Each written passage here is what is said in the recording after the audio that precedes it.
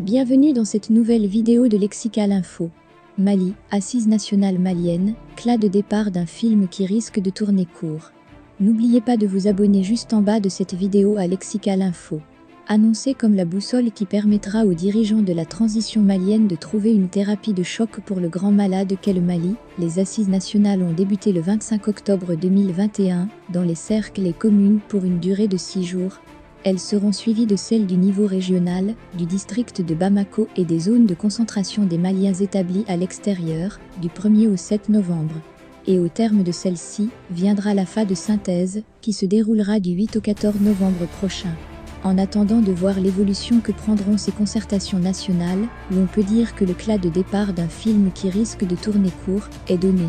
En tout cas, aux yeux de nombreux Maliens, ces assises nationales dites de la refondation de l'État ne sont ni plus ni moins qu'un film dont le scénario a été écrit par le colonel Assimi Goïta et ses frères d'armes pour divertir les Maliens afin de les détourner de leur préoccupation première, qui n'est autre que la tenue d'élections transparentes, équitables et inclusives dans les délais, c'est-à-dire en février 2022.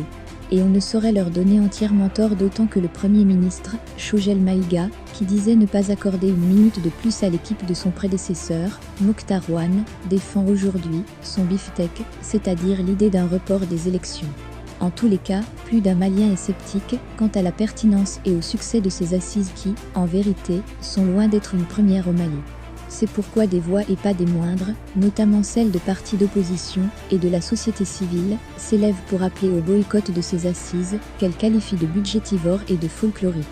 Dans ce climat de scepticisme doublé de suspicion, quel résultat peut-on attendre de ces concertations ? Cet éléphant qui est parti avec un pied cassé, arrivera-t-il à bon port ? Rien n'est moins sûr. En tout cas, sans jouer les Cassandres, la montagne risque d'accoucher d'une souris. Car, on a l'impression que l'essentiel pour les initiateurs, c'est de réussir à organiser une foire au terme de laquelle ils arrêteront une date qui les arrange, pour ensuite dire qu'elle est l'émanation du peuple souverain du Mali. Les Maliens qui ont opté pour le boycott de ces assises ne resteront certainement pas les bras croisés. Toujours est-il que les hommes en kaki et leurs alliés jouent leur crédibilité, ou du moins, ce qui en reste. Car, la SEDIO et la communauté internationale, malgré leur mission de bons offices dans ce pays en péril, voient les fruits de leurs efforts se réduire comme peau de chagrin.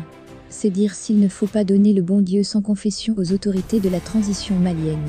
L'art du camouflage, dont ces hommes en kaki sont devenus maîtres sur le terrain politique, n'augure rien de bon pour le Mali.